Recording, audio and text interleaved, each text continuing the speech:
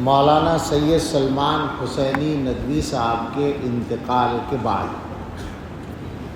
دو بحثیں چھڑ گئیں۔ ایک بحث تو ان کے لیے دعائے مغفرت کرنے اور نہ کرنے کے بارے میں۔ اصلاً تو لوگوں نے یہی چھیڑی جبکہ یہ چھوٹی بات تھی اور کوئی بڑا مسئلہ نہیں تھا، لیکن جن لوگوں نے یہ بات چھیڑی وہ اللہ جانے کہ حق کے نادان دوست تھے یا دانا دشمن تھے، کہ اس کی وجہ سے ایک دوسری بحث چھڑ گئی، اور خاص طور سے ان کا ساتھ دینے والے لوگوں کو موقع مل گیا ان کا دفاع کرنے کا، اور اس کی وجہ سے ایسی صورت بن گئی جیسے حضرات صحابہ رضی اللہ تعالیٰ عنہم کے بارے میں غلط باتیں کرنا، گستاخیاں کرنا یہ کوئی خاص مسئلہ نہیں ہے، ایک اختلاف رائے ہے، بس ایک آدمی کا عمل تھا۔ بہت سے لوگوں نے شاید اسی کے رد عمل میں تعریفیں شروع کر دی ان کی، کاش یہ بحث نہ چھڑتی، انتقال ہوا، نماز جنازہ ہوتی جیسے سب کی ہوتی ہے اور بات ختم ہو جاتی، لیکن لوگوں نے بحث چھیڑ دی۔ تو اس میں جو زیادہ بڑی بات ہے، زیادہ بڑا مسئلہ ہے، وہی ہے نظریے کا۔ حضرات صحابہ رضی اللہ تعالیٰ عنہم کا مسئلہ معمولی نہیں ہے، اور اس کا تعلق ہدایت اور گمراہی سے ہے، لہٰذا جو حضرات اس معاملے میں مداہنت سے کام لے رہے ہیں، ان کی حیات میں بھی لیا لوگوں نے اور آج بھی لے رہے ہیں۔ بہت سے لوگوں نے یہ کیا کہ ان کی ان غلط باتوں کو، گستاخانہ باتوں کو علمی اختلاف سے تعبیر کیا۔ لوگوں کو یہی پتہ نہیں ہے کہ اختلاف کیا ہوتا ہے، اور یہ جو بات ہے کہ اختلاف رائے کو برداشت کرنا چاہیے، تو کون سا اختلاف رائے ہے جو برداشت کرنے کی گنجائش ہے، اور کون سی بات ہے جس کے بارے میں چپ رہنے کی گنجائش نہیں ہے۔ آج بھی کسی صاحب نے لکھا ہے، انداز ایسا ہے، بڑی مشکل ہے، انداز ایسا ہے جیسے مولانا کی بات کی تردید کرنے والے ان کی عزت سے، ان کی مقبولیت سے حسد کی بنیاد پر ایسا کرتے ہیں۔ لا حول ولا قوت الا باللہ، اس سے بڑی غلط بات تو ہو ہی نہیں سکتی۔ عزت تو ان کی اس وقت تھی جب وہ صحابہ کے بارے میں گستاخی نہیں کرتے تھے، کیا اس وقت کوئی حسد کیا گیا ان کے ساتھ؟ سوال یہ ہے، جب انہوں نے یہ غلطی شروع کی تو غلطی کو غلطی کہا گیا، اس کا تعلق حسد سے نہیں ہے، اور یہ وہ اختلاف نہیں ہے کہ صاحب علمی اختلاف میں ایک دوسرے کی رائے کو برداشت کرنا چاہیے۔ یہ تو امت کے اندر گمراہی کا راستہ کھولنے والی بات ہے، اور میں بہت ہی تکلیف کے ساتھ یہ بات کہوں گا کہ اس طرح کے مسائل کی سنگینی کو سمجھنے میں کمزوری دکھانے والے صرف جماعت اسلامی کے لوگ یا صرف ان کے تلامذہ نہیں ہیں، ہمارے فضلاء بھی بہت سے پائے جاتے ہیں۔ میری سمجھ میں نہیں آتا کہ ایسا کیوں ہے۔ جو لوگ دین کی سمجھ گہرائی کے ساتھ رکھتے ہیں ان کو یہ بات معلوم ہے کہ امت میں کون سے مسائل ایسے ہیں جو بالکل علامت کا درجہ رکھتے ہیں۔ بالکل سادہ سے انداز میں پوچھتا ہوں کہ صحابہ کرام کے سلسلے میں مولانا مرحوم کے رویے کے بعد کسی کی ہمت ہے، ان کا دفاع کرنے والوں کی بھی ہمت ہے کہ وہ یہ ثابت کر دیں کہ ان کو اہل سنت والجماعت میں شامل مانا جائے؟ تو صحابہ کے مسئلے کو اس موقع سے ہلکا بنانے کی کوشش نہ کی جائے۔ ظاہر انتقال کے بعد ایک ہمدردی ہوتی ہے، ہمیں بھی ہے، لیکن ہم جو دیکھ رہے ہیں کہ اس موقع کا غلط استعمال کیا جا رہا ہے۔ بہت سے لوگ تعریفوں کے مضامین لکھ رہے ہیں، تعریفیں کسی آدمی کی بے شک کی جا سکتی ہیں. ذاتی طور پر اس واقعے سے پہلے، صحابہ کی گستاخی سے پہلے، ان کے کمالات کو مانا جاتا تھا. اللہ تعالیٰ نے ان کو بہت صلاحیتیں دی تھیں، جیسے بہت سے لوگوں کو دیتے ہیں ان کو بھی دی تھی. کچھ ممتاز صلاحیتیں تھیں.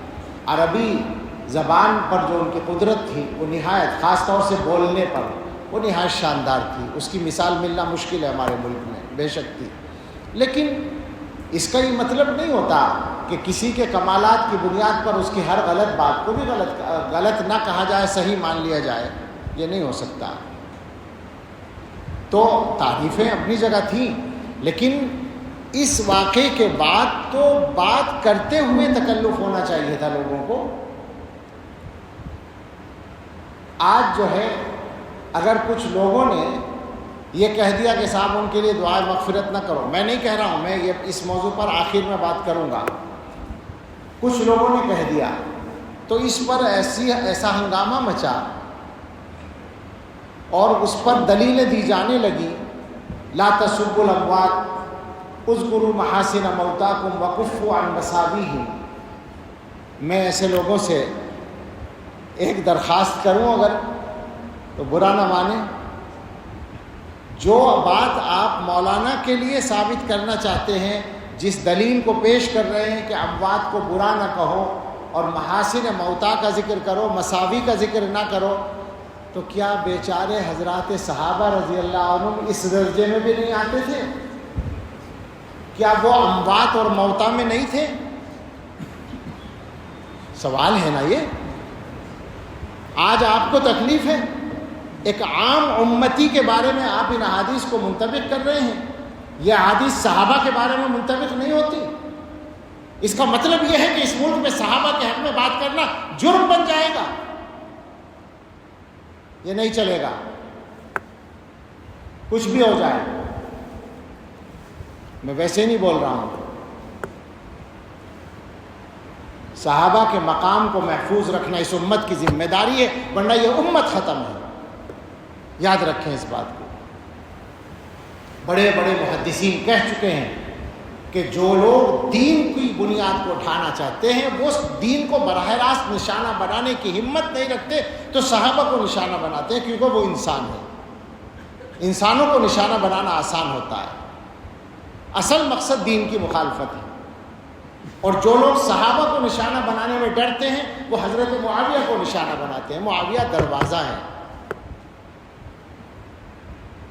عام آدمیوں کے لیے تو اذکروا محاسن موتاکم وکفوا عن مساویہم ہے، صحابہ کے لیے نہیں. حیرت ہوتی ہے کہ کیسے دوہرے معیار لوگوں نے چلا رکھے ہیں. یہ بھی سمجھ لو کہ یہ جو حدیث میں حکم ہے کہ برائی کا ذکر نہ کرو، اس سے مراد ذاتی برائیاں ہیں، نظریے کی بات نہیں ہے. تو ذاتی برائی کسی کی ذکر نہیں کرنی چاہیے.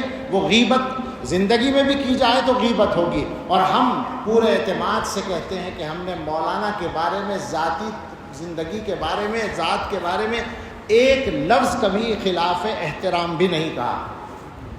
پورا دعویٰ ہے ہمارا. اور بھی بعض لوگوں سے اختلاف ہے، شدید اختلاف ہے. ان کی بھی ذاتی زندگی کو گفتگو کا موضوع کبھی نہیں بناتے، بلکہ کوئی بات کرتا ہے تو میں کہتا ہوں کہ بھائی یہ بات نہ کرو، یہ غیبت ہے، بات نظریے پر کرو. تو یہ جو کہا گیا کہ برائی ذکر نہ کرو، اس سے مراد ہے اعمال کی برائی.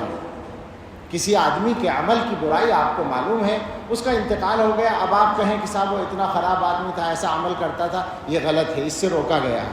محدثین نے باقاعدہ لکھا، امام نووی رحمۃ اللہ علیہ نے، کہ کفار اس سے مستثنا ہیں کفر کی بنیاد پر، منافقین مستثنا ہیں، اہل بدعت مستثنا ہیں. مبتدعہ کے ان کے نظریے کا ذکر کیا جائے گا غلطی کے، اس کو ظاہر کرنے کے لیے.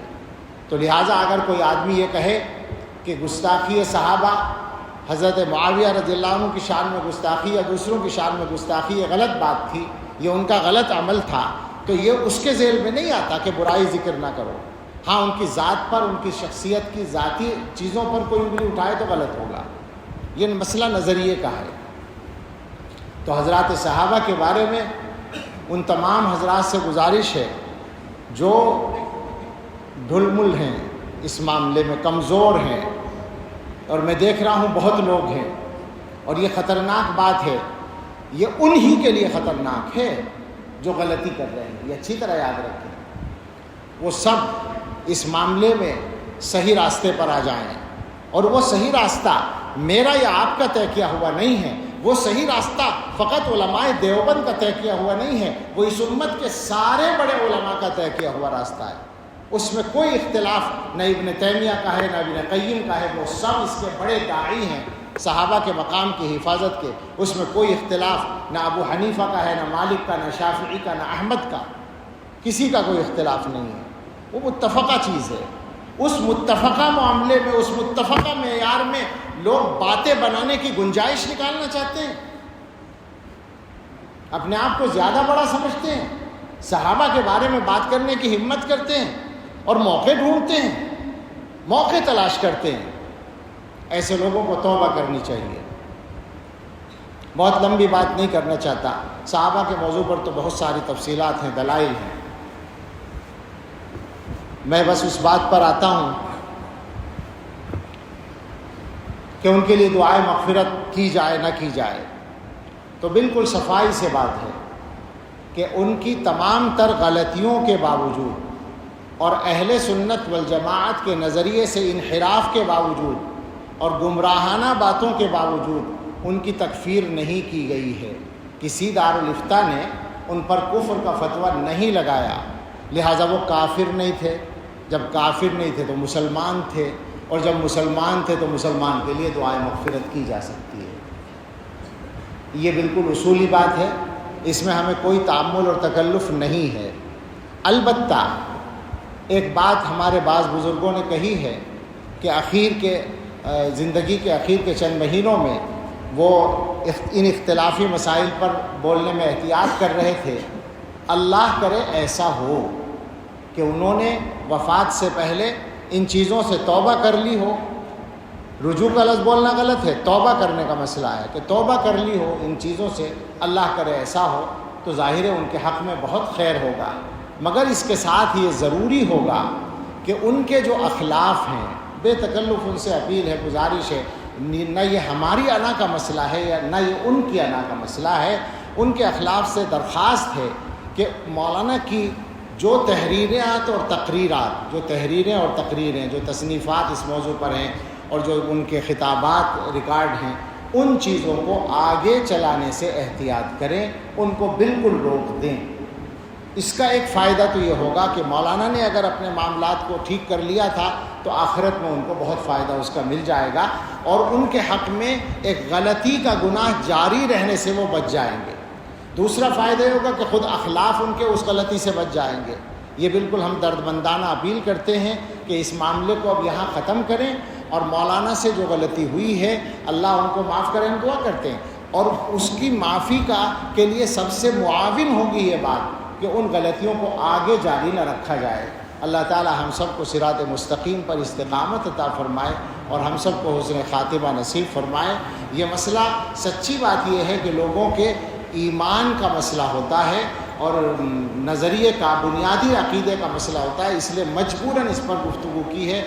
کسی کے انتقال پر اس طرح کی بات نہیں کی جاتی، لیکن چونکہ لوگوں نے بحث چھیڑی، اور میں نے شروع میں کہا کہ جن لوگوں نے یہ بحث چھیڑی پتہ نہیں وہ نادان دوست تھے یا دانا دشمن تھے، ایسی بحثیں ایسے موقعوں پر چھیڑنی نہیں چاہیے جس کی وجہ سے لوگوں کو غلط باتوں کے پھیلانے کا بھی موقع مل جاتا ہے۔ اللہ تعالی ہم سب کو صحیح توفیق عطا فرمائے، آمین، وآخر دعوانا ان الحمد